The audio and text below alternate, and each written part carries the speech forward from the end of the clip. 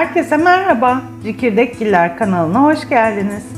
Havalar soğudu, kür uygulamalarımız bitti ve nihayet işin en keyifli kısmı olan üretim sezonu geldi.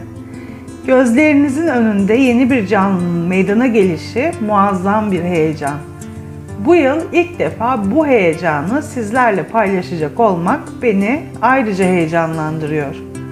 Bu videoda hazırlıklarımızın son aşaması olan kafes düzenini ve kuşların popo tüylerini kesme aşamalarını sizinle birlikte yapacağız.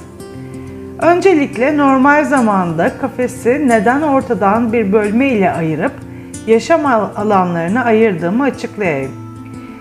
Dişi muhabbet kuşları doğal hayatlarında üreme dönemi dışında erkek muhabbet kuşunun yanından ayrılır ve bir sonraki döneme kadar erkek kuştan saklanır. Bunun nedeni yumurtlama ve yavru bakma ortalama 2 ayı bulan çok zahmetli ve yorucu bir dönemdir. Dişi kuş eğer erkek kuşun yanında kalmaya devam ederse erkek kuş tekrar çiftleşmek isteyeceği için dişi kuşun dinlenip kendini toparlaması için yeterli zaman olmayacaktır. Bu nedenle üreme sezonu dışında kuşlar ayrı kafeslerde olmalı. Yuvayı erkek kuşun kafesine dişi kuşu koymadan bir hafta öncesinden takıyoruz ki erkek yuva üzerinde baskın olabilsin. Malum erkek baskın olmazsa dişiyi çiftleşmeye ikna edemez.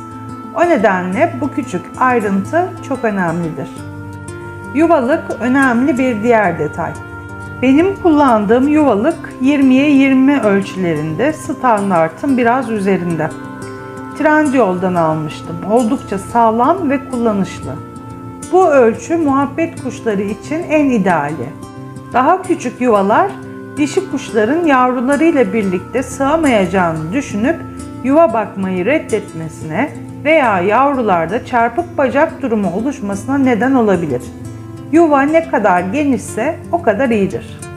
Plastik folluk bir diğer önemli unsur. Ortadaki çukur alan yumurtaların bir arada kalıp ısı dengesini korumalarına ve yavrular yumurtadan çıktığında annenin ağırlığıyla çarpık bacak gibi olumsuz durumların önüne geçmesine yardımcı oluyor. Yedek folluk mutlaka bulunmalı.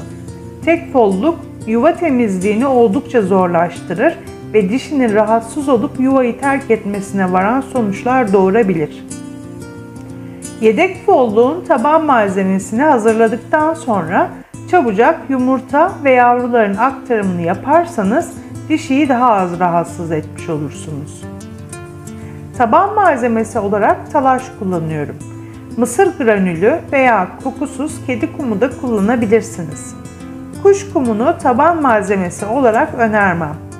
Yumurtaların sıcaklıklarının hızlı bir şekilde düşmesine neden olduğundan hem yumurtada yavru ölümü riski oluşturuyor hem de dişi kuş yumurtaları ısıtabilmek için daha çok çaba sarf ediyor. Yumurtaları riske atıp zavallı dişiyi yormaya hiç gerek yok. Talaşı bir avuç kadar koyuyorum. Bu aşamada dişi fazla gördüğü talaşı dışarı atacaktır. Dışarı attıklarını sakın geri yuvalığın içine koymaya çalışmayın. Dişi yuvayı kendine göre düzenleyecektir.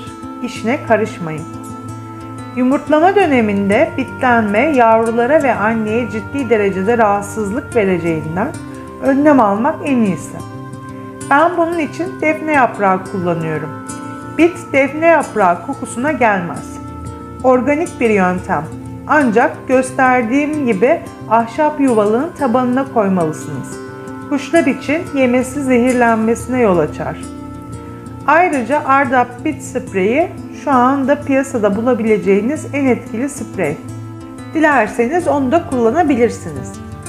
Yalnız sahte olmamasına dikkat edin. Sahtelerde şişe kaplaması kağıttan oluyor ve soyulabiliyor. Bandrolünün olmasına dikkat edin. Geldik kafese. Ben çift hane salma kafes kullanıyorum ama hiç memnun değilim. Ne tünekleri oturtabiliyorum, ne yemlikleri dışarı takabiliyorum, ne de yuvalığı yerleştirebiliyorum. Kamera arkasında bayağı uğraştık yuvalığı oturtabilmek için. Alt kısmının çekmeceli olmaması ve alt ızgaranın kafese bağlı olması temizlik yaparken bayağı sorun oluyor.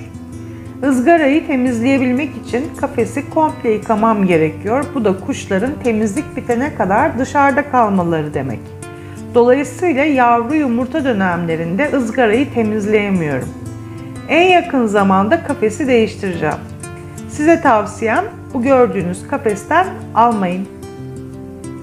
Üretim döneminde kafeste oyuncak namlı ne varsa çıkartıyoruz. Eşler oyuncaklarla değil birbiriyle ilgilenmeli. Kafeste dikkat dağıtacak hiçbir şey bırakmıyorum. Oldukça sade olmalı. Yuvalığı taktık. Bir hafta erkeği yuvalık takılı kafeste beklettik. Dişiyi yanına koymadan önce yapılacak son bir şey popo tüylerini kesmek. Bunu yapma nedenimiz yumurta doluluğunu arttırmak. Videoyu tek başıma çektiğim için tam gösteremedim. Küçük bir makasla popo çevresindeki tüyleri dikkatlice kesiyoruz. Ayaklara dikkat edin. Aslında tıraş makinesi kullanmak daha kolay ve emniyetli bir yöntem. Bu videoyu çekerken aklıma gelmedi. Sonrasında Bonnie beni bayağı uğraştırınca makine aklıma geldi. Herhangi bir kesiye de neden olmuyor. Her şey hazır. Geriye kalan oturup beklemek. Yumurta olup olmadığını hava deliklerinden kontrol edebilirsiniz. İçeri yuvalığa girince tamamen huy değiştiriyor. Bu dişi kuşlarda olan normal bir durum. Bazı dişiler erkeğin yuvaya girmesine izin verir ama bizimkisi kimseyi yaklaştırmıyor. Ben onu kontrol ederken o da beni kontrol ediyor. Pek kıymetli yuvası. Kafesin son hali bu şekilde. Sadece bir salıncak taktım. Bonnie bazen orada uyuyor. Yuvanın girişine dinlenme tüneyi taktım. Yuvaya giriş çıkış dişi kuş için kolay olmalı. İhtiyaçları haricinde hiçbir şey yok kafeste. Evinde baktığı kuşlardan yavru almak isteyenler için kafes hazırlığını elimden geldiğince detaylı anlatmaya çalıştım. Umarım sıkılmamışsınızdır. Bu videoda sadece son aşama olan kafes konusunu ele aldım. Kartlar kısmına eklediğim evde muhabbet kuşu üretimi nasıl olur videomdan daha detaylı bilgilere ulaşabilirsiniz. Geldik bir videonun daha sonuna. Kuşlarınızın sağlıklı, mutlu ve uzun ömürlü olmalarını dileyerek videoyu burada sonlandırıyorum. Bir sonraki videoda görüşünceye dek hoşça kalın.